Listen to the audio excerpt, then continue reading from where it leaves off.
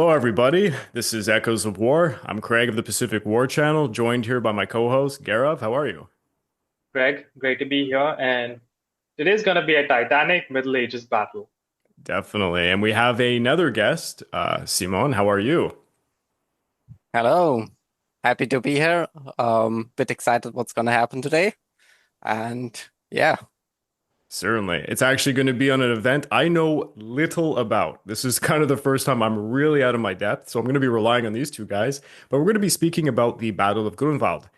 But before we do that, if you'd like to further support the channel, please consider joining the YouTube membership or my Patreon account at www.patreon.com/the Pacific War Channel. By joining either of these, you get access to the exclusive podcast series, early access to all the content I make, and voting rights for the subjects I will tackle next. But stating all of that, I think we can kind of jump into this one. And I just want to remind the audience, if you're listening to this on an audio podcast platform, really consider joining us on YouTube because there's going to be a lot of maps, a lot of portraits, and I think it's going to help a lot of you who might not know the geography particularly about what we're talking about. So again, please join the YouTube. We keep pushing it, so we'll see if those numbers go up compared to the other one. All But right. yeah, the Battle of Grunwald, just to kind of like set Once the table. You got a picture for us? I do have the most famous painting of this battle. That's actually a nice painting. And this event's going to be occurring in July of 1410, and it's quite significant. It marks a turning point in the Polish-Lithuanian Teutonic Wars. The forces of the Crown of the Kingdom of Poland, the Grand Duchy of Lithuania, which was commanded at the time by King, and I hope I say these names right, Władysław Jagiełło II, probably butchered that one, and Grand Duke Vytautas, respectively. Well, they're going to be coming to a clash with the Germanic Teutonic Order, which is led by Grandmaster Ulrich von Jungingen. And I don't want to give away anything of the episode, so I'm going to leave it in your hands for now. I don't know, Garav or Simon, whichever of Uh, you is going to jump into this. I'm just going to say, Greg, when we were planning the pipeline for this episode, this is the Eastern Europeans' biggest or most significant Middle Ages battle, the same way how you and I view Agincourt for Western Europe. Totally. They wanted to make that comparison, and they both happen around the same time. I would Like, argue a lot of people in the Americas would have absolutely no idea about this battle, to be sure. true, but to be it's fair, significant. I to Yeah. be fair, I also think most people wouldn't really know about it if it weren't for the later Battle of Tannenberg, which has also boosted it in popularity. Of course. But if you take it by numbers, it was Titanic for its age, especially in Europe.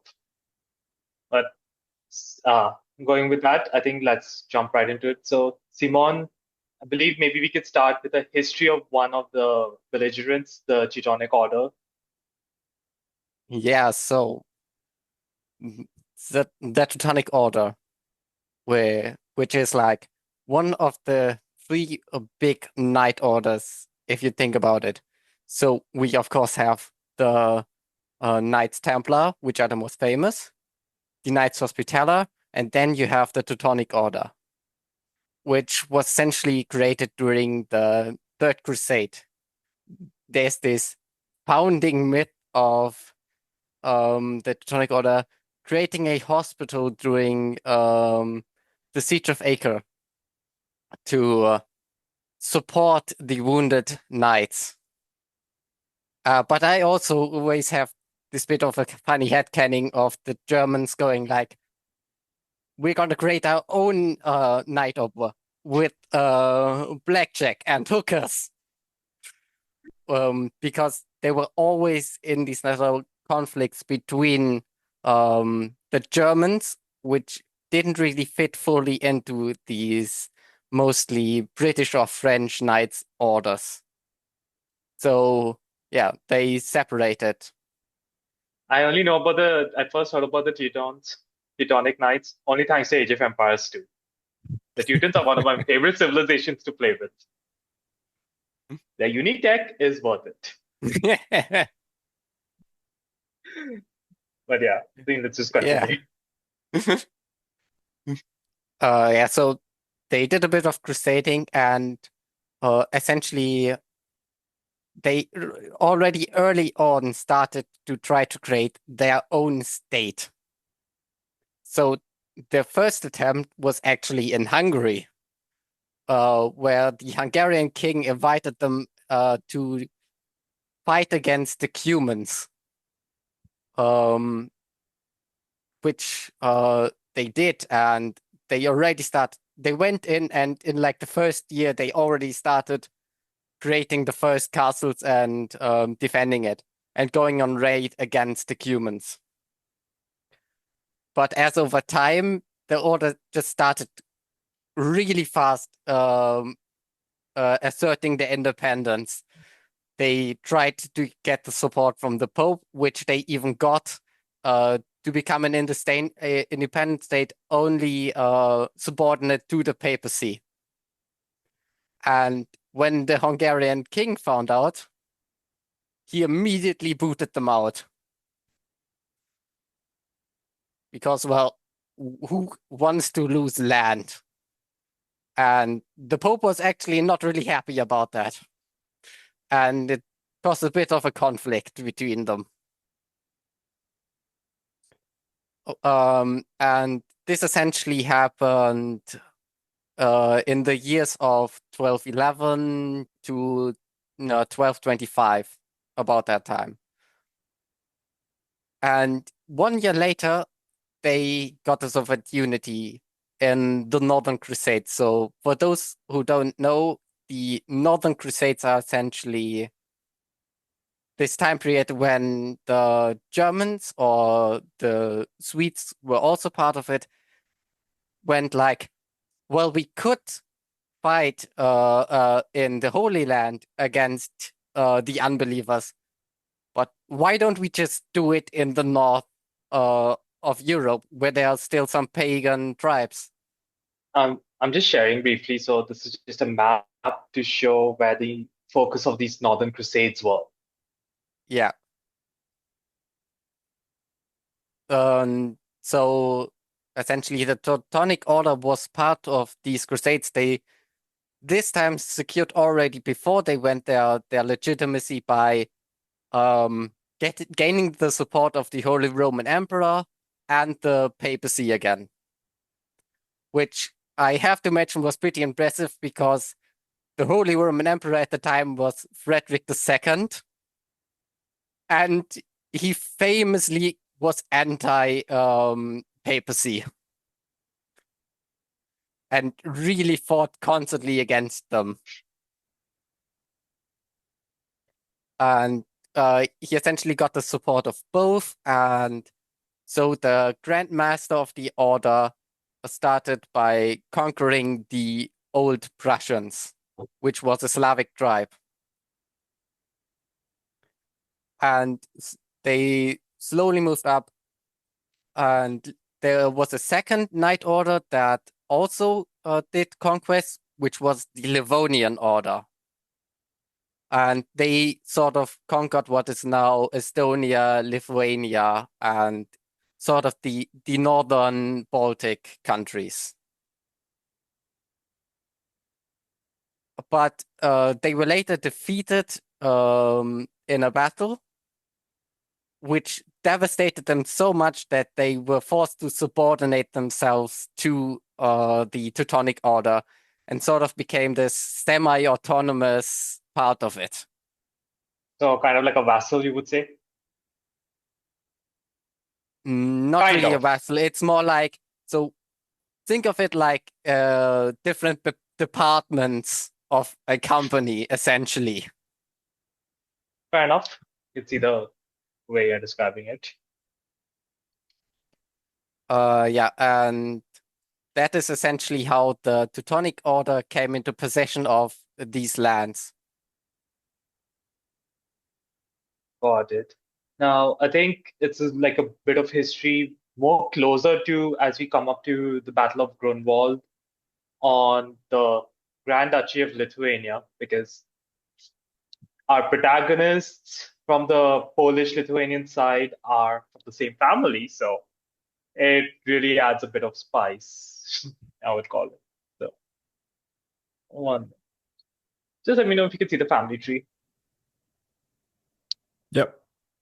All right, so now the Grand Duchy of Lithuania already existed. It was, as Simon said, this entire region was completely pagan. They had their own ways of worship, which is how the Swedes and the Teutons were able to start marching here, because they are like, oh, we're still carrying out the faith's requests by fighting the unbelievers, just not in the Holy Land.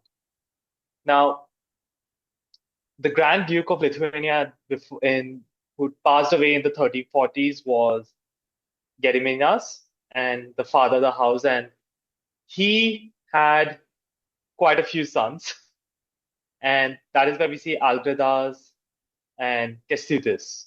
These are the two most important of the brothers here. He had several others, these siblings. And what he does was he divided his entire realm pretty much almost equally to all the brothers, but it leads to a civil war in which Kęstutis and Algirdas kind of team up, because Kęstutis is completely devoted to Algirdas, and they get rid of their brothers. I think some flee to the Tatars, others flee to the Muscovites. I think that was Narimantas. And Algirdas, instead of being the Duke of Lithuania, is actually crowned the king because of his passion. And he's pretty expansionist in his policy. And Lithuania does expand mostly towards the area of Ruthenia, fighting the Tatars. He also engages in several wars with the Muscovites. In 1377, he passes away. And the throne of the Grand Duchy of Lithuania goes to, at this time, known as Jogaila. Now, this is where there is some legitimacy issues, because Jogaila is the oldest son from his second marriage. But he's not the oldest son. And I believe it was Andrei who was from the first marriage, the oldest. He did try to rebel, but it did not really get far. Now, at the same time, Kęstutis, from his family, his oldest son is Vytautas. Now, these two are going to be very important names. And initially, they swear allegiance to Jogaila, especially during, his early part of the reign.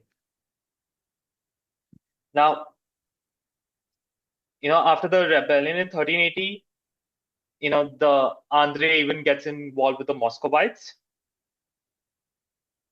Now, as we just shown, one second, let me just find an image. Now, a lot of the areas where the Lithuanians and the Teutons would be fighting is around this area called Samagelia. I think that was the correct way it's pronounced. Simon, keep me honest. It is pronounced as Samogitia. Samogitia. And this is important for river trade and would also cut off the Teutons from the Livonian order as well. And both want to focus on different problems. So Kęstutis and Jogaila actually signed a 10-year truce with the Teutons. But Jogaila secretly goes in 1380 on his own behind Kęstutis' back, his uncle's back, and signs a treaty which kind of gives carte blanche to the Teutons to completely invade and ransack Kęstutis and Vytautas' territories. And Jogaila will promise not to intervene. And the intention was, but if he does come and help, just to keep the facade up that he is still fighting the Teutons, that would not even be considered a violation of the treaty. And one of the key things was he did try to promise to be Christianized and modernized Lithuania. And Kęstutis gets word of this deal. And during that, on the way back to Vilnius, Jogaila is captured and imprisoned. And he's supposed to swear an oath of allegiance to Kęstutis, who now becomes the Grand Duke of Lithuania. And he's given the towns of Trakai, which is one of his power bases. But Jogaila is not too pleased about that. And he, with the cities and fiefs still loyal to him in 1382, he raises an army and confronts Casualties and Vytautas near the castle of Trakai. And there is a thing where they try to avoid battle and try to settle it down with negotiations. And Vytautas and Kęstutis, the father and son, enter Jogaila's encampment for a truce, and they are promptly captured and imprisoned. They are imprisoned in Kreva Castle, where within a week of his imprisonment, Kęstutis is murdered and Vytautas escapes. And this is where the fun and entanglement starts, as Vytautas escapes to Marienburg, all the way back in Prussia, which is the capital of the Teutonic Order. And he now makes an agreement with the Teutons that he'll get baptized, convert to Christianity, just help me take back my lands. And this is how we see both kind of, set up for clashes, but it changes in 1385, where Jogaila is betrothed and is marrying Queen Yadika of Poland and making a union between the Polish and Lithuanian. So it's not going to be that full union that we will famously know of this entire state as the Polish-Lithuanian Commonwealth that comes in the late 16th century. But at this point, he does pass on the title of the Grand Duke of Lithuania to Vytautas, who is going to rule basically as a fully independent vassal in essence. And Jogaila now is baptized as a Catholic and is known as Władysław II. And he is now the king of Poland.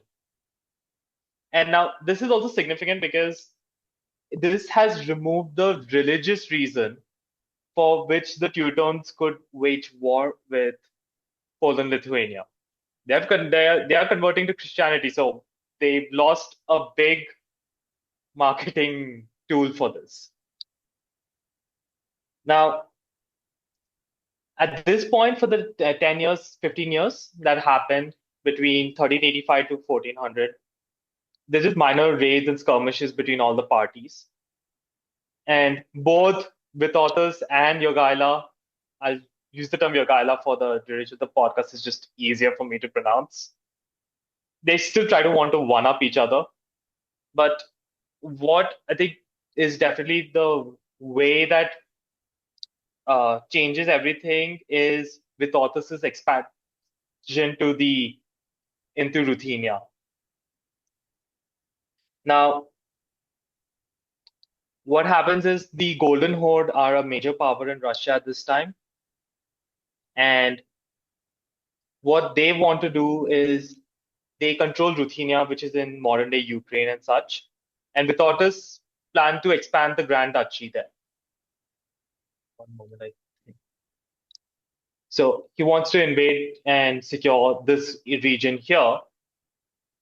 And he is allied, with Toktamish, who has lost favor with the Khan, and they launched this invasion. And he gathers a large army of Lithuanians, Ruthenians, Poles, Moldavians, and Wallachians, and even a few Teutonic Knights.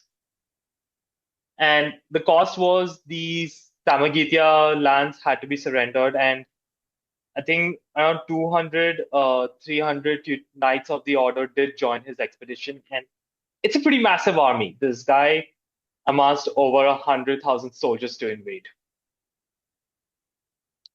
And he attacks the northern Crimea, and he builds various forts at the mouth of the Dnieper River.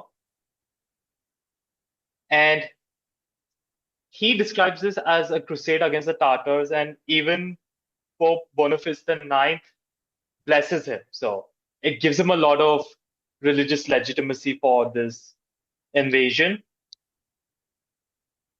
And on 5th August 1399, his army met the Tatars at the Voska River, and it is here, right, like near just north of the city of Poltava, which is also a famous location from the Great Northern War that would take place almost 300 years later.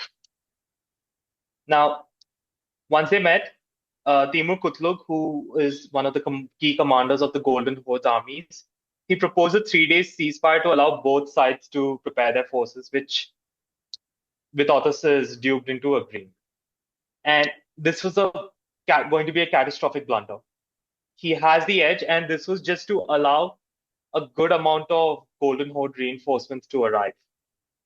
And the Golden Horde, nomadic in nature, descendants of the Mongols, they're going to move fast. And Vytautas is still a bit outnumbered if you combine the two Golden Horde's armies, but right now he has the better advantage. But he chooses to fortify and defend himself with a great wagon fort. And on the day of the battle, the first army of the Golden Horde under Kutlug, they feign a retreat, which is the tried, tested, most effective tactic of the nomadic force, and brilliantly effective. I think we all know that. By this time, like, they weren't catching on to the feigned retreat at all. Like, they didn't have any, counter to it. Considering it, I think if you were to look in a psychological way, if you execute a proper feigned retreat, True. It's and true. make it look like you're dropping loot and baggage, which is what the Mongols and Tatars were known to do. For get the enemy to bring your baggage for you, of course. No, but it convinces them that these guys are actually routing. They've given up. And he lures the Polish-Lithuanian army away from their fort and defensive positions. And at that time, the second Golden Horde army appears from another side, and the Grand Army of Lithuania is captured in a pincer. They flee, and the losses are catastrophic. It's estimated of that 100,000 man army, maybe 10 to 50,000 made it back to friendly territory. Vytautas barely escaped, and many princes, including 2 of his cousins, died. So of the 50 princes that fought for Vytautas in this campaign, 20 were killed. And the Tatars would besiege Kiev and Kharkiv. Now, this completely blocks the Lithuanian expansion into southern Ruthenia. And Vytautas did want to kind of break away from Poland, right? And if he had won this great victory, it would have given him a lot of political and military power, and also he would get some religious significance that he could break away. But with this catastrophic loss, he had to ally back with Jogaila, and the union of the two kingdoms was reaffirmed in the union of Vilnius and Redon. And this is when both would kind of be firmer allies, and instead of looking against the Muscovites and the Golden Horde, their target and wrath of expansion will be the Teutonic Order. So this is kind of like the build-up on the long history of the Polish-Lithuanians as we are looking towards the key campaign. So Simon, perhaps you could tell us what was the immediate causes like around the first decade of the 1400s, which would lead to both sides mustering their armies. So first of all, as you already mentioned, we had this reunification essentially of Poland and Lithuania. So for decades now, these two states have been in civil war. And now that this is ended and they are reunited, essentially the Teutons, first of all, have nobody to place against each other and divide and conquer, essentially, which they had done for decades now.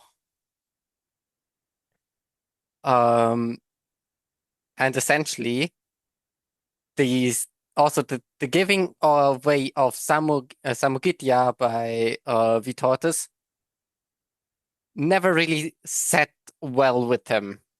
He always wanted it back, and the population of Samogitia also didn't want to be part of the Teutonic Order. So one thing they did was rebel, and this happened in the year 1409. And now the united Poland, Lithuania sent this rebellion supplies and support. So they're showing open support for the rebellion rather than covertly. Well, they didn't say we are going to support you, but they sent so many supplies to them that it was apparent to everyone. And this essentially starts a first period of war, in which the Poles and the Teutonic Order already start fighting. And this is not fighting on the big scale that we would later see. It's more like skirmishes in different regions, all around the borders. And one of the big regions they essentially capture is the border posts of Poland in this region that is called. Give a second. I have to look it up. I believe it is called the Greater Poland and Yavia area. Yeah. This region. And then essentially this period happens when nothing really goes on, and a first ceasefire is essentially agreed to. And this is essentially what stops the fighting for the rest of the year. And this was a ceasefire that was kind of brokered by the King of Luxembourg, Wenceslas, who also had the illustrious title of King of the Romans. Yeah. And King of the Romans. This truce, yeah, it was. And the truce was signed on the 8th of October, 1409, and was to expire on the 24th of June in 1410. Now, both sides, they did use the time pretty wisely. So Poland began to repair these forts that the Teutons had invaded and captured. And there was a lot of diplomatic work, mostly to get reinforcements and mercenaries to supplement their armies. Both sides were sending the letters, envoys accusing each other of, these guys are doing wrongdoing, they are a threat to Christianity.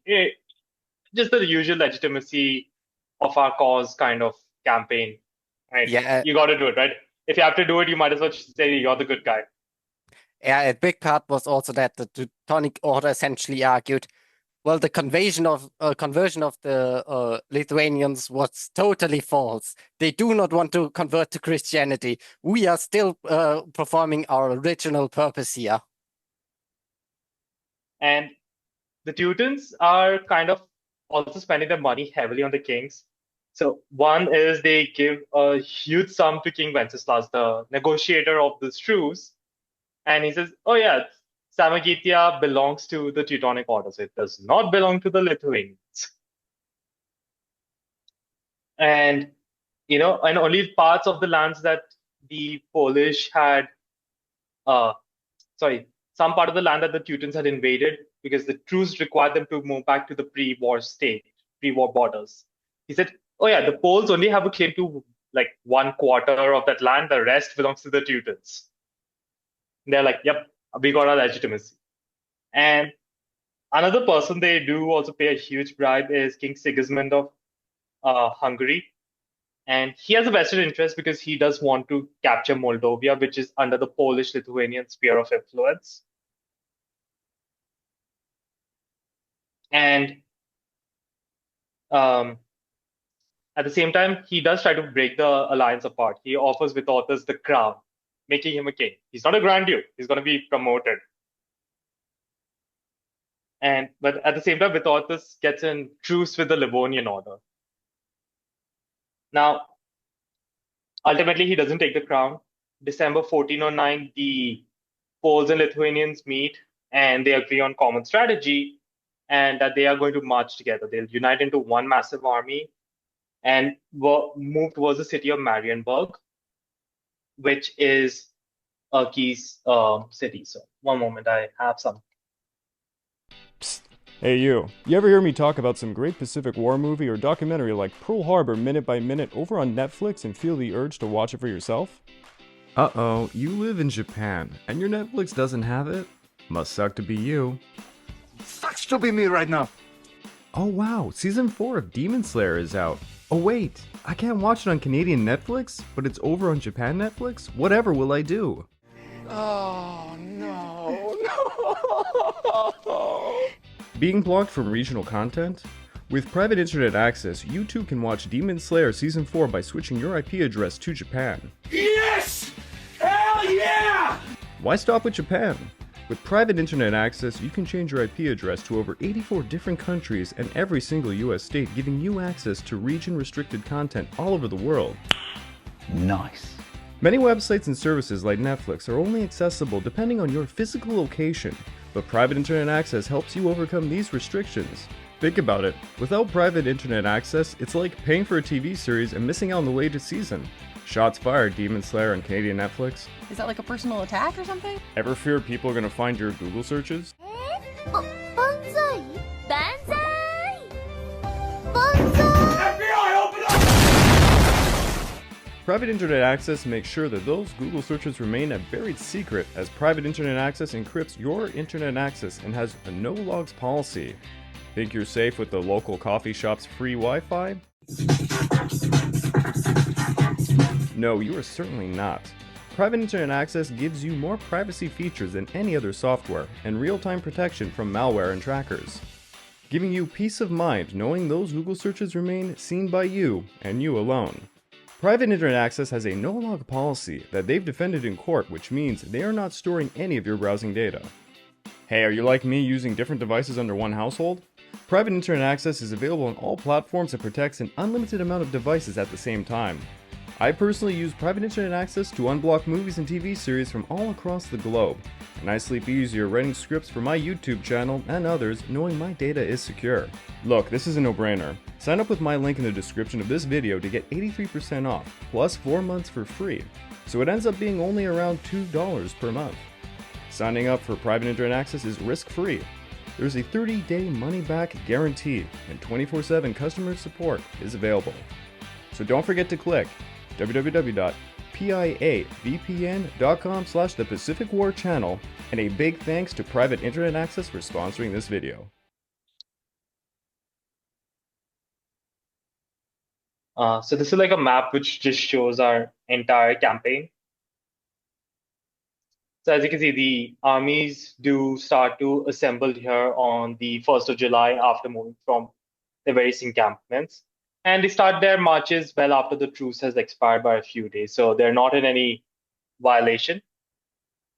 And this city here, Marienburg, is their capital. It's a very well fortified city. And this is the capital of the Teutonic Order's forces. There are several rivers and settlements where they would need to, go through.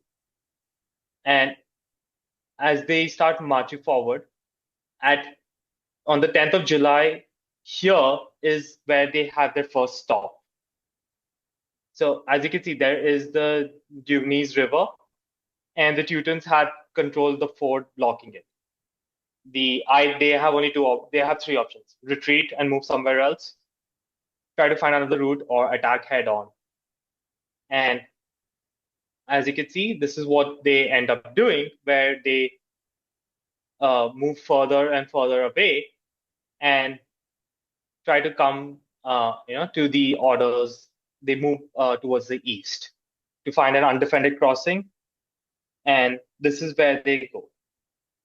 And to also show that the level of planning that these guys went, Jogaila and Vytautas organized several raids, right? And these are like raiding parties, which together these parties would have amounted to about 7,000-8,000 men across different fronts, had been raiding along the western and eastern borders of this conflict area, which would tie up a similar number of Teutonic or Knights troops, since they had to protect their raid against these raiders. Now, one of the as they are coming together, one very famous incident happens, which is the one second. I just have to get that. Sorry, wrong tab. Is this the Swords of Grunwald? So the battle does take place here on the 15th, kind of near Tannenberg or so, as you can see on the map. So on the day of the battle, the Teutonic master, he sends 2 swords. They're just common swords, nothing really special, of saying, if Jogaila and Vytautas are brave enough, they're going to fight me today. And that is the famous swords. Now, I think before we get into the army and subjects, do you guys have anything you would want to talk about our key leaders? So we could perhaps start with the Teutonic Grandmaster here, like just a brief about him and his life, his personality and such. You want me to put up some pictures? I do have this. It's of Ulrich. Fortunately, You not want really good. you want the Grandmaster of the Order, Conrad? Yeah, Ulrich. Both are grandmasters, actually. Yeah, it's true. I only have. Do you want me to go? I have only limited information. As I said to the audience, I know very little of this. But Konrad von Jungingen, he was a significant military leader in the Teutonic Order. We're talking about Conrad, right? Because there's 2 guys that have the same names here. We're talking about Ulrich right now. Oh, sorry. Here, let me switch to Ulrich. Is this? I believe it. Is this the picture of Ulrich? Just getting Yeah, that would be Ulrich. Ulrich.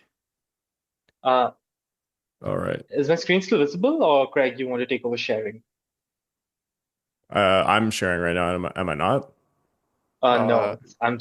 Oh, it's you. I see Sorry. Greg's screen. Okay. I think. Because I can only see my own screen. Sorry, I didn't know. No, I think this is just Zoom being Zoom. Okay. Sorry about that, folks. Like we said, if you got to catch us on YouTube to see everything, it kind of makes more sense. But for the other, Ulrich von Jungingen, he was a prominent figure also in the Teutonic Order, born around 1350. He rose through the ranks of the order, demonstrating strong leadership and military skill, and he would be appointed Grand Master of the Teutonic Order by 1407, where he faced increasing tensions, obviously, with Poland and Lithuania, particularly during the period we're talking about right now, the Polish-Lithuanian Teutonic War. But under his leadership, the order sought to assert further dominance in Eastern Europe, exacerbating the conflict even further with the neighboring states. And he would organize numerous military campaigns to reclaim lost territories and to try and enforce the order's influence in these areas. He was known to be quite an ambitious military strategist, and basically he was just seeking to expand the order, more or less. And he's obviously going to be facing some challenges here, but I don't want to give away that as we're about to talk about it. Do I go on to the next figure? Conrad? Conrad was actually, like, I think, not really needed now because he is past. But perhaps you could talk a bit about Jogaila. Jogaila? Not the greatest picture. Why does I have a better image of him? There, why don't you put this up is like the most. this is the most commonly known image of Jogaila. Yeah, that's why I chose. I know it's not a great picture, but I found this, I think, just looks a bit more flattering. here, let me It's stop kind of sharing. like how Yeah, that's better. That's it- much better. it's kind of like in our Malaysian campaign, how I always try Oh, to show a God. good picture of Percival. Percival, the biggest horse teeth guy in military history. He has this famous side profile. It's one of the worst pictures I've ever seen in World War II. All right, Yeah. but I guess back to Jogaila. So Jogaila, he was born 1351, was the Grand Duke of Lithuania. Later, as you had mentioned, the King of Poland. His career really began with his ascension as Grand Duke in 1377, uniting Lithuania with Poland through his marriage to Queen Yadwiga of Poland in 1386, which marked... Very good monk unit in Age of Empires 2 Polish campaign. There you go. Which marked the beginning of the Jagiełło dynasty. It's nice to have a dynasty named after him. Following his coronation, Jagiełło focused on consolidating his power, strengthening the Polish-Lithuanian alliance against the external threats, which is obviously in this case going to be the Teutonic Order. He successfully defended the realm from a lot of invasions and expanded territory through strategic marriages and alliances. His reign, though, was characterized by, efforts to promote Christianity in what we're calling pagan Lithuania and foster cultural ties between the two nations. And, a lot of his story is going to be kind of contributing to what we're about to talk about, the Battle of Grunwald, so I don't want to give it up. But, yeah, that's mostly about him. And then our other last figure here, let me pull up picture. Okay. Which is a decent picture. Not the one you would always see, but it looks better to me. Way better than what Jogaila has. And the That's for pronunciation, sure. Yeah. the pronunciation of him is Vitaitas. I've heard it as Vitotas. I could be Vitotas? wrong. I'm just checking because don't want to butcher these guys' names. But Vitotas, the Great of Lithuania, he was also born in 1350. He was a prominent leader, military commander who played a crucial role in the history of Lithuania. He would become Grand Duke of Lithuania in 1392 after a period of quite an intense amount of political struggle. And he was quite known for strengthening and expanding the Grand Duchy. He focused on unifying Lithuania, trying to incorporate various tribes and regions, while also pursuing military campaigns against none other than the Teutonic Order, amongst other neighboring states. His alliance with Poland was solidified through his cousin's marriage to Queen Yadwiga, which further strengthened the Polish-Lithuanian connection. He was known to be Oh, yeah. And after his disastrous defeat at the Warskla River. Yeah. He's known to be a pretty skilled diplomat. He was quite capable of fostering relationships with, Poland, amongst some other states, to try and, basically counter the Teutonic threat. And his leadership and his military strategies would culminate in the battle we're about to jump into. One of the few people that gets the Cogman the Great, even though to me there are only two greats, Alexander the Great and Frederick the Great.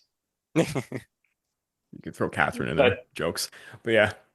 Simon, do you have anything you would like to add about these leaders before we just get into the army composition? Well, I just want to say that the thing with Ulrich von Jungingen is that we actually don't really know if he wanted this war.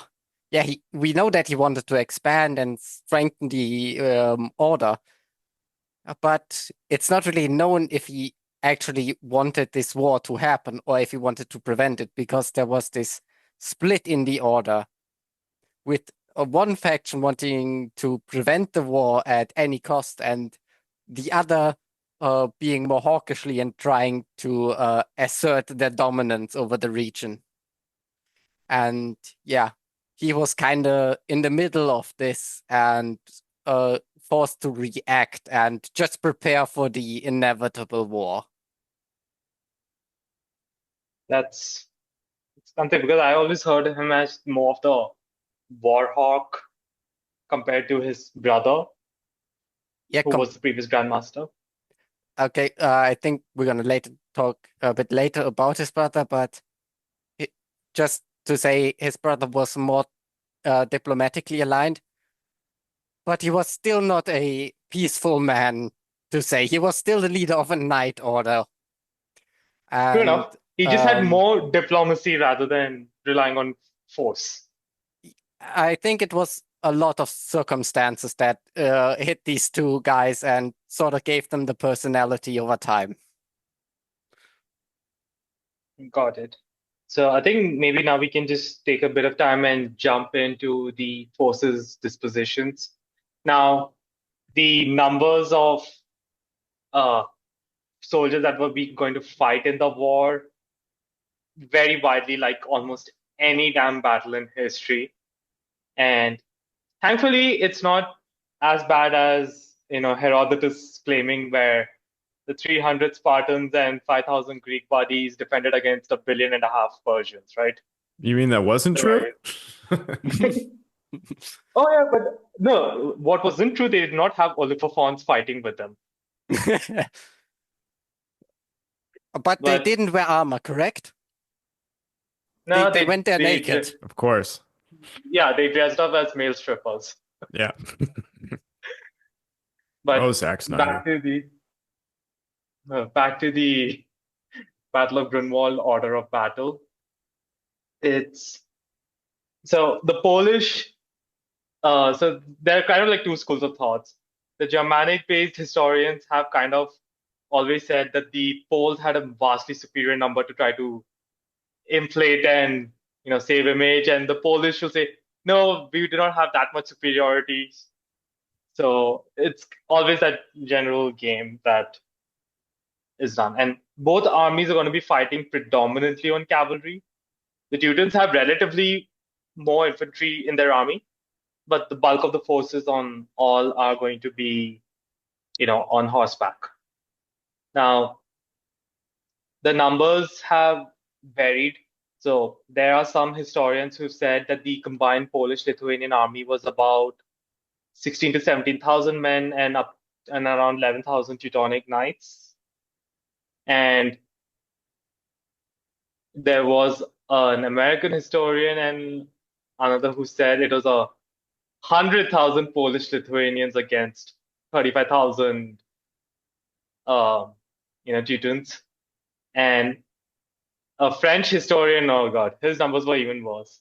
If you take his numbers, it's 250,000 men on the battlefield in a 2-to-1 ratio favoring the Polish-Lithuanians. The most commonly accepted figure, though, seems to be around 39 to 40,000 for the Polish-Lithuanian alliance, and about 28,000 men for the Teutonic Order. Now, while they were outnumbered, the Teutons have the qualitative advantage in the terms of their military prowess. While the bulk of their elite knights are probably the best fighting force, they were just a small percentage, but overall the soldiers were well trained, equipped, which gives them a big advantage in the upcoming one-on-one combat. And the Teutonic army also was equipped with bombards that could shoot lead and stone projectiles. That's a new thing. I think we've reached a stage since, anyways, crazy, we knew that there were cannons being used as well. And that was like 50 years ago. Now, both armies did not have just their own troops, but a lot of mercenaries that were going to be fighting for each alliance. And primarily, these come from Silesia and Bohemia. The Bohemians will fight for both sides as mercenaries. Now, for the Teutons, they were joined by soldiers from 22 different states and regions, mostly Germanics. There were soldiers from Westphalia, Frisia, Austria, Swabia, Bavaria. Simon, aren't you from Swabia? Well, to put it correctly, I am a partner, which is essentially the neighboring region to Swabia, or we are often also called, like, the whole region is often called like the Alemannics. Fair enough. And so we have these multiple Germanic units also coming as far as Swabia, Bavaria as well. You have Hungarian nobles also bringing in about 400 to 500 men. However, much of probably this was definitely to the Teutonic Order's disappointment. King Sigismund of Hungary sent very little support for this battle. And this is a key figure they were trying to court, either to give blessings, as Simon alluded to earlier, having a powerful king, because I think Sigismund at this time was also the Holy Roman Emperor in 1410. I'm actually not sure if it was already in 1410, but he would later become Holy Roman Emperor, famously being part of the in the Council of Constance and the burning of Jan Hus. Yeah, I just checked. I'm corrected on that. He is still 20 years from becoming Holy Roman Emperor, but still a very powerful man in Europe at this moment in time. Yeah, he's definitely one of the most powerful people you can get as an ally, and they tried a lot to get access to his support, but in the end, he didn't really give much. I think it was like 200 men he sent or something like that.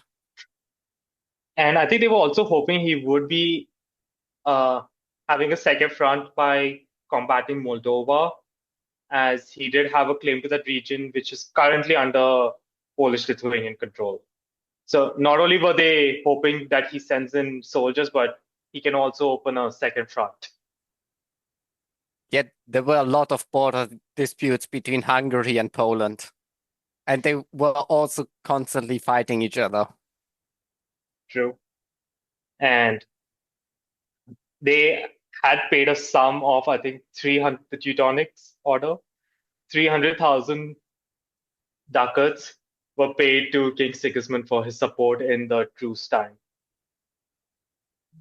And now we can definitely say that it wasn't a good investment. Yeah, you could say that. Hindsight's always 2020.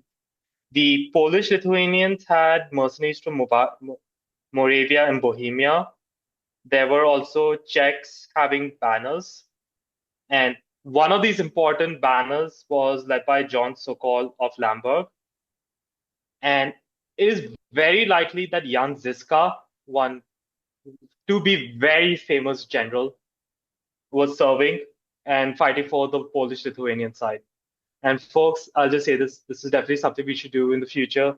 Jan Žižka is going to be one of the most competent military commanders in Europe that took the Middle Ages by storm, practically unbeaten in battle, as he fought the Holy Roman Emperor, Hungary, and the nobility to free the Hussite movement.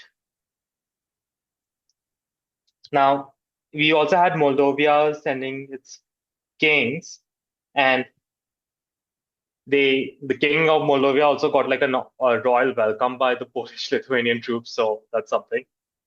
Now, Vytautas and the Lithuanians had troops from Lithuania and Ruthenia, and among them were, the banners from Smolensk, a Tatar contingent under the future Khan by Jalal al-Din, Armenian cavalry, and so you can see it's a pretty big army in terms of like nationalities. And supreme command was with King Jogaila, King Władysław, but practical and tactical command was given to Vytautas. And I do have this map I want to just get, which is, first, there was this very famous incident that happened before, on the day of the battle. As their armies are positioned, we have, the Grandmaster sending 2 swords to the commander, saying he hopes that they will be willing to face him in battle. It is more of a, taunt to them. And I'll tell the aftermath as well. But now this is the map that we have on the army dispositions. As you can see, the red is the Polish-Lithuanian Commonwealth force, the alliance forces, and the blue represents the Teutonic orders. So broadly speaking, The Polish are in the green circle. This is where predominantly, and they are composed mostly of the heavy cavalry units of the entire army. The black is the Lithuanian under the command of Vytautas. And they are predominantly more light cavalry in nature. And in the middle, you primarily had the Czechs, the Bohemians, the Moldovians, and the Tatars as well. And they kind of fought for both, like on both fronts of the battle. And blue here is the key critical reserve. It has some of the most elite knights, and this is where King Jogaila himself had decided to station himself with his bodyguards. And he's going to play a role, so he's not going to be too far away from the combat. And you can see that the Teutonic Order has dispersed itself. And while the image is not very clear, you can make out the silhouettes of the cannons, and a bulk of them are concentrated against the Lithuanian front line. Now, the opening moves of the battle started on, with the Lithuanians advancing on the right. They clash into the Teutonic left flank, and they were supported by a few banners and units from the Polish center. Now, after an hour of heavy fighting, the lightly armored Lithuanian cavalry began a retreat. Now, this is one of the most debated aspects of this entire battle. Because after the fight, the Lithuanians completely routed and are fleeing the battlefield. Now, I think actually we should get this discussion towards the end. Probably that's when it's better. Yeah. It's spend some time. I think we should discuss the end of the battle at the end. Yeah. But now at this point, the Lithuanian and the entire right flank of the order is gone. Right there of the battlefield. Is it a matter of quality? Like the Lithuanians were just. It also was. The quality before the battle definitely favored the Teutonic Order. Okay. Overall, like not only just for the elite and wanted Teutonic Knights and the full brothers, but the overall quality of every soldier serving with them was on the higher side in comparison. And you still had effective units like the Polish heavy cavalry was still going to be a wanted force. Well, yeah, historically, of course, yeah. And we also have to keep in mind that as part of the Lithuanians will the Tatars, which are, of course, lightly armored, and really them fighting against the heavily armored Teutonic Knights would be unpleasant, to say the least. Yeah, okay. And we are not going to go into the fact that movies will show arrows piercing armor. Yeah, exactly.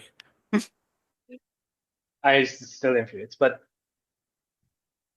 now, as they flee, at the same time, the Polish wing starts to, attack, and again there is heavy fighting. The right flank of the Teutonic army is commanded by Grand Commodore Connor von Liechtenstein, and they concentrate themselves around here, which is the right flank of the Polish line. Right, so it's kind of more towards the center, you would say. And 6 banners did not pursue, and they instead joined. So when I'm talking about banners, is for Eastern Europe, this was actually the way they kind of measured units. Was a banner, because each banner is supposed to represent a set amount of men. Yeah, it's similar to how in China the Manchu would do their banner system. Exactly makes sense. But so there were I think that is in the army disposition. One historian, he did say there were 51 banners for the Teutons, and 50 for the Poles, and 90 and 40 for the Lithuanians. But we don't know how much each banner could have represented.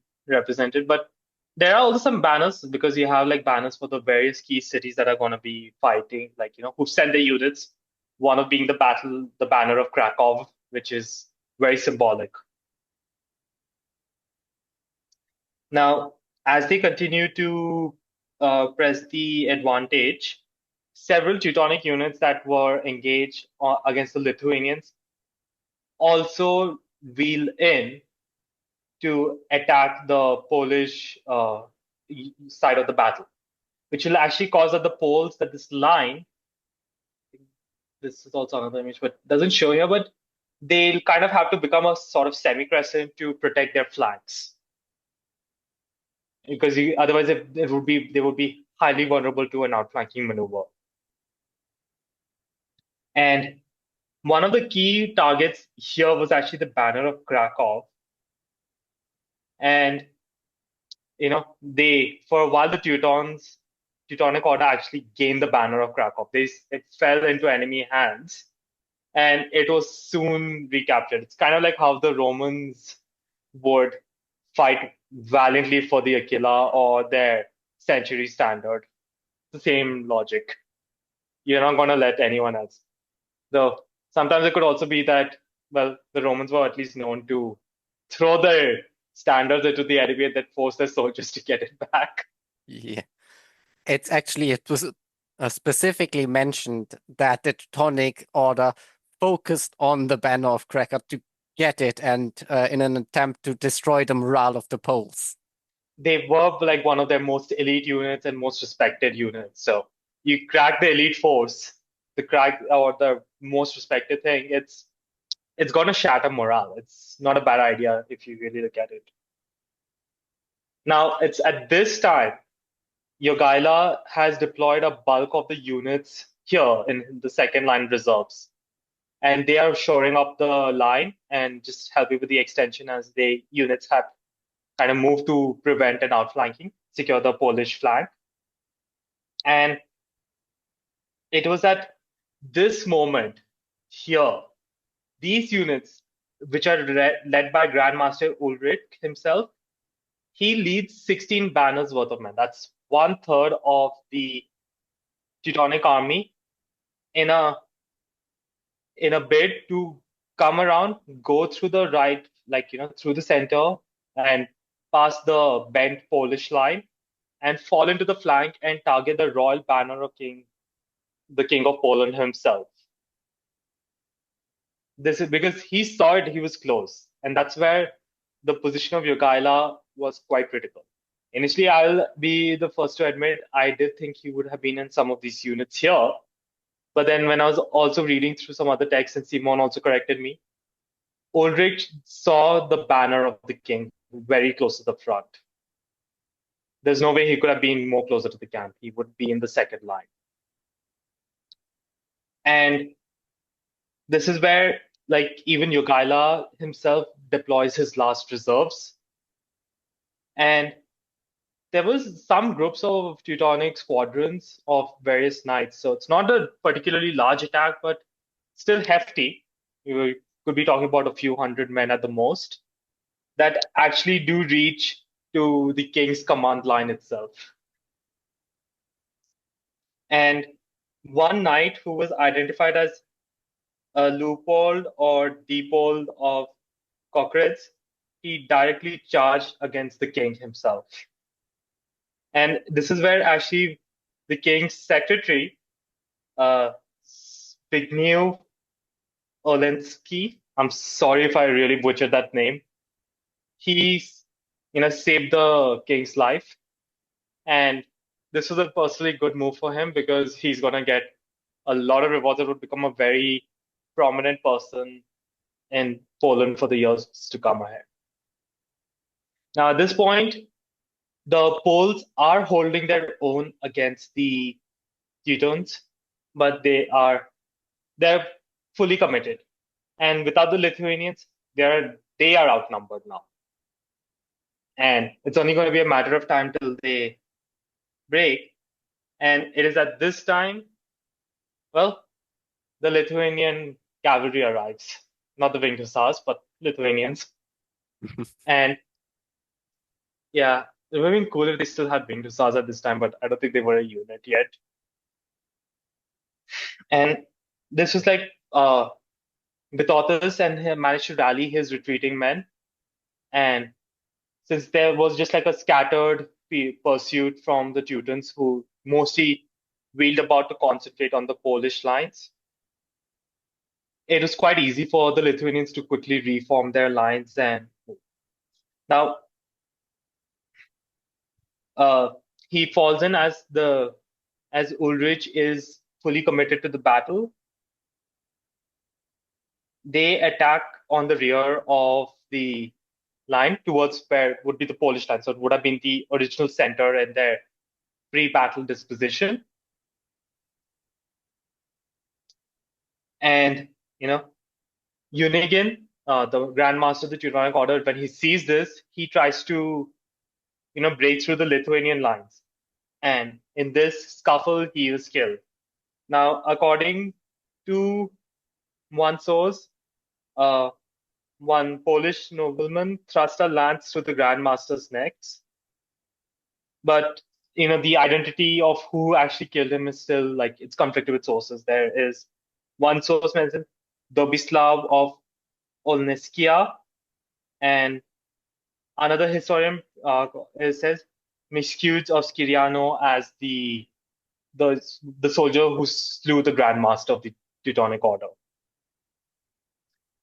Now, as the leader is gone, the Teutons are now in a kind of state of a panic. They began their retreat, and some retreats, and the retreat will eventually start turning into a rout for some units, which just, you had that entire cascade and morale negative effect just falling like dominoes. Some of the units turn towards the camp, and this is where one of the most comical things happens is the camp followers now turn on the Teutonic Order soldiers. and they bar them entry from the camp. Now, the Knights quickly build up a wagon fort and, to serve as an improvised fortification, but it did not really hold too long. And this is where, most of the casualties anyways happen, like any typical war. The actual battle sees minimal casualties, but a lot of it was going to happen in the retreat and the rout. Yeah, we also have to keep in mind that the flanking maneuver was still encircled. They didn't manage to break out, and they couldn't flee nowhere. So essentially, the entire flanking maneuver, the entire force, was nearly completely slaughtered. True. And now there are two things we need to discuss about this battle, because this is where the battle ended. It was going to be a victory, and we'll get to the aftermath in a bit, but there's two things we should talk about that happened. Let's tackle the smaller one first. Is the Teutonic Order blamed their defeat on the Knights of the Lizard Union, because this group of knights was supposedly very sympathetic to Poland.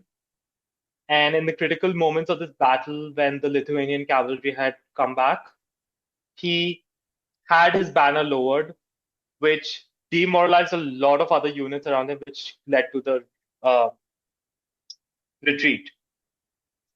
And because of this, their commander, Nicholas von Rennes, he was beheaded without a trial. And this was kind of which gave rise to a legend that would stay with it for the myths of the Teutonic Order, that they had been stabbed in the back, which stayed into today itself. Like many people, if they talk about the Teutonic Order, they'll say they were stabbed in the back at the Battle of Grunwald. Now, the main point of discussion is the Lithuanians. Was it a retreat? A feigned retreat, or was it an actual retreat that they managed to get themselves together? That is something that is still up for debate. No one really knows. Now, my thing is, after the Battle of the Vorskla River in 1399, where Vytautas was on the receiving end of a well-executed feigned retreat, he probably did have some inspiration to utilize that tactic. He was quite shrewd in his military dealings and would learn from his enemies. So I do believe he would have considered it. But the problem is, I don't think many of the men would have known about this. So he might have, after the combat, with some actual combat, which we know that lasted for at least an hour, he would have ordered a retreat, and it would have, if it was feigned, I'm pretty sure some units were organized and moved back in a systematic manner, but a lot of the men probably would not have known, and they panicked and fled. And that caused the Teutons to genuinely believe that, hey, these guys are done. The major thing was also that the Czechs who were in the center didn't know what's going on. They actually were very close to routing as well, because they were panicked and getting outflanked. They only barely managed to keep it together and just sort of stabilize this flank, and as you said, form this crescent to protect the king. I think that's when also Jogaila did commit some more of the reserves to reinforce this part of the line, because that helped bolster the strength. Now, I think since even though it was supposed to be a feigned retreat and many of them actually retreated, and we know immediately a lot of the banners that were on the Teutonic left did not continue in the pursuit. They wheeled about to attack the Polish half of the army. It would have meant that the pursuing force is not going to be massive, which would have no doubt allowed Vytautas to quickly rally back his men and reform the line, which is when they would charge back and right into the rear of Conrad's lines Ulrich's lines, as he tried his outflanking maneuver to get the King of Poland. So the reality is it's probably a mix of a real retreat with a feigned retreat. Yeah, it just turned into it somehow. True. And this is like where the Mongols and the Tatars were very effective of this is they were able to make it look like a real retreat. If you see an army withdrawing in good order, you know that their discipline is there. You know that morale is still pretty high, or it's not broken, at least. You can conclude that you know they can still pose a threat. But if you see them move back in a panic, that's where you know you've completely broken them. The formation is not going to be effective. It's going to be easy. The Mongols and the Tatars were known to drop a lot of loot, baggage, and such, kind of giving the impression to all the pursuers that these guys have lost the will because they're pillagers, they're raiding our lands, and now they're dropping all of this. That means these guys have given up.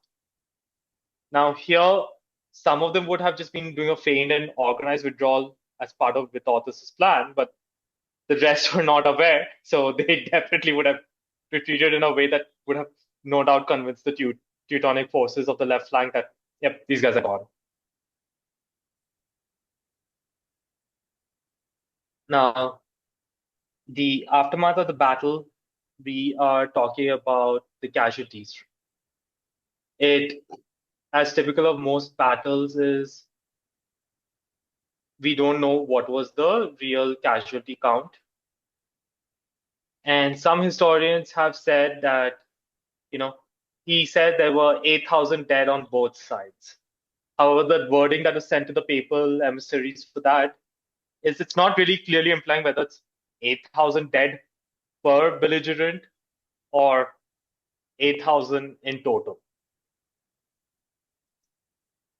However, a papal bull from 1412 mentioned there were 18,000 dead Christians. Now, again, kind of murky since both Poland and Lithuania were converting to Christianity. Both of the leaders of Poland and Lithuania have been baptized. The Pope has also blessed them in the past, so it's kind of a gray area. Now, what is commonly accepted as the casualties, though, it seems to be that at least of the main brothers of the Teutons, out of the 273 that went to battle, 270, sorry, between 200 to 207 of them died. So it's a good chunk of the elite knights that have been killed. We And also according we also have to keep in mind that this whole flanking maneuver was a lot of the elites, as of course Ulrich had his guard as the leader, and I think the flanking maneuver was most likely already planned, or like he planned for this kind of maneuver to keep his most elite forces behind, which would be his knights, of course. And I think the flanking maneuver was not planned, but definitely would have kept that entire reserve of the elites with him to be deployed in the most opportune moment, whatever would take place, which is what he did try to do. And according to Teutonic Knight payroll records, around just over 1,400 men reported back to Marienburg, the capital, to collect their pay. Now, this does include, who all were, like some of the soldiers would have no doubt just deserted and gone back to their homes without ever going to Marienburg as well. So it's not really known. Now, some Polish historians have said only 12 Polish knights had been killed. Now, and another Teutonic dispatch says only half of the Lithuanian forces returned. But it's probably fair to say that probably the Teutons overall casualties, as we know that the Polish-Lithuanians did capture like good 7,000-8,000 of the soldiers. It would be closer to the 20,000 mark because it was a catastrophic defeat that the order never recovered from. If you include the killed, wounded, captured, missing. Whereas Poland and Lithuania would probably, my best guess would be, still would be closer to 10,000. Light cavalry are still going to take heavy casualties against heavy cavalry. So, still just my best guess. Unfortunately, we'll never know because the historians are going to say we just lost 12 men. Now, what happened was after the battle, the Lithuanians and Poles did not attack. Right? They did not continue their advance. And also, I wanted to mention after this battle, the swords that Ulrich had sent over to mock Jogaila and Vytautas, they were found and kept in the royal arms of Poland, Lithuania. So this is like a statue depicting that. Pretty nice troll game, if you ask me, in the long run. But on the 17th and 18th, that is where the army starts marching again. So they rested their men for 3 days. And they do take a very leisurely approach to Marienburg. They march about 15 to 16 kilometers a day. And they reach the city on the 25th and 26th of July. This had given Heinrich von Plauen enough time to organize a defense, but they break up their forces to raid a lot of Teutonic cities. And most of these actually by now have gotten word about the disastrous result of the battle. And they surrender without a fight. Now, the besiegers at Marienburg, they kind of were not prepared for a long siege, as they did not have ammunition. And there was an epidemic that was spreading through the camp, which caused dysentery and lowered morale in the camp. And at the same time, the order appeals to Sigismund of Hungary, King Wenceslaus of Liechtenstein, and the Livonian order for money and supplies. Now, the siege of Marienburg will continue till the 19th of September. And after garrisoning the various fortresses that they've taken in Teutonic territory, the Polish-Lithuanian army leaves the area. And however, by the middle of October, within a month, all but 4 of these fortresses are quickly recaptured by the Teutonic Order. That's going back. Now, what happens though is on 10th October, Jogaila does raise a quick army. And in a series of, at the Battle of Grunwald on the 10th of October 1410, he deals a pretty big defeat as his 2,000 men clash with about 4,000 to 5,000 Teutonic soldiers and their mercenary allies. And about 40 to 50% of that force is casualties. Not a big battle in that scale, but that did push the Teutons to agree to move to a ceasefire and negotiations. Now, during that ceasefire,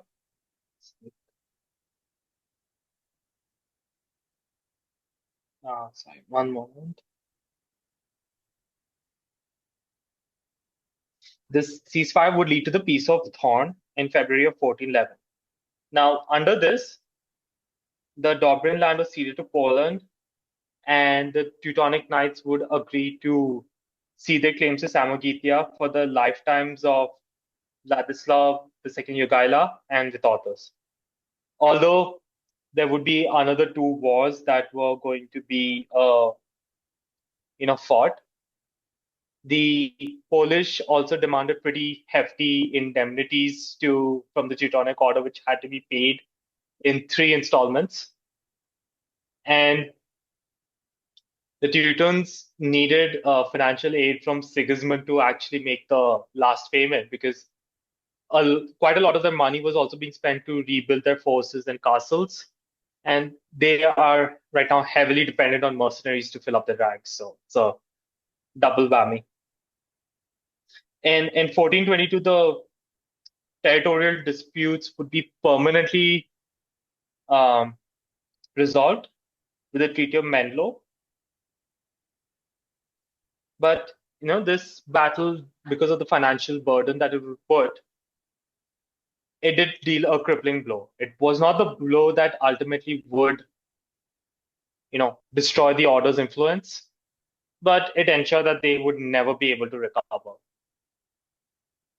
So I guess that is it from me. Simon, do you have anything else you would want to say on the aftermath of the, the treaty?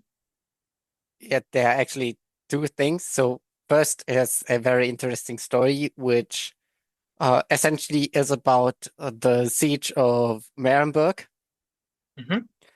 which is that remnants of the army that fought the Battle of Grunwald actually managed to get back to Marienburg, and were supposed to actually take charge of the defense. But the leader of this remnant was so distraught at the losses of the battle that he refused to take command.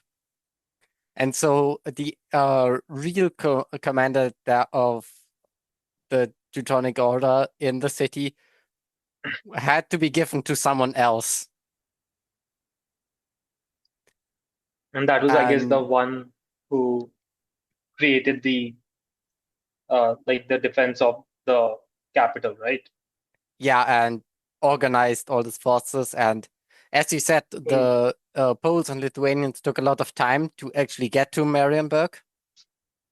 So he had enough time to prepare for the siege and get reinforcements and get the supplies, and just be prepared. And yeah, I guess that's one thing they say: if you do not exploit the victories after your decisive win, you kind of just squander that entire thing away. Yeah, and also going into this topic of winning a battle and winning a war are 2 completely different things. But I guess this is where we can end our Battle of Grunwald. It's quite I- good that we are able to. Yeah, I actually want to tell one more thing, yeah. which I think is oftentimes overlooked, which is that we have to keep in mind that the Teutonic Order is a monastic knight order, which means that all of the knights that were killed in the battle also had heavily administrational purposes and controlled a lot of territories. And since the knights were celibate, they didn't have heirs. So essentially, overnight, the entire administration of the Teutonic Order sort of collapsed, Now that's one way to look at it. which didn't really also help with the financial problems and the indemnities they faced. And also a bit explained the slow recoup they had because they needed to recruit people that were willing to go into the order and like train them up, which of course takes a lot of time other than essentially having people that are already prepared to do exactly that, like you would have in a normal feudal system. It's really one way to look at it. I completely forgot that they were a monastic order. So no wonder they really struggled, especially with the last payments. They probably would not have known what was the right way to even spend their money, since they were also rebuilding their fortresses and also trying to recruit more soldiers to combat back. Yeah, this is catastrophic for them. True, as I said, they are not the territorial disputes are still going to go on for another 12 years Yeah. before they're permanently resolved. But any semblance of power and military strength that they had was practically broken for good. All right. But before we, oh yeah, No, that's it. I was just going to say that's what we have. before we let the audience go again, please, if you aren't already doing so, check out us on YouTube, because as you can see from this episode, if you're from a different part, maybe you're not even in Europe, you probably don't know the geography, and it helps a lot to see these maps, as well as the exquisite portraits and paintings, especially of the medieval times. It's they're actually quite brilliant. And again, if you'd like to further support the channel, consider joining our YouTube membership or my Patreon account at www.patreon.com/the Pacific War Channel. Over there, you get access to an exclusive podcast series, early access to all the content I make, and voting rights for the subjects I will tackle next. I want to thank both of you for taking pretty much 99% of this, as I've just kind of sat back and listened like an audience member. It's a really entertaining episode. Yeah, thanks a lot. Yeah, thanks for having us, Greg. And I really hope we can continue to now dwell into German history or history in the Eastern European section, because one thing you can put, the Polish-Lithuanians were successfully able to invade Russia in the winter. Here we go. Yeah, and thank you for inviting me. And when you talk about Germany, feel free to invite me again. I'm happy to give you my insight in topic. As I'm from the region, I have a bit of his knowledge of our history, and I think also easier access to the German sources. Yeah, it definitely helps. Okay, All right. our next episode, Simon, we are definitely going to look at the history of the Holy Roman Empire summarized in one hour. Jesus What do you Christ. Okay, I might as well just ask to win the Powerball lottery. Right? If I get to double or triple the speed of the recording, I'm doing it now. All right. Yeah. Till next time. Yeah.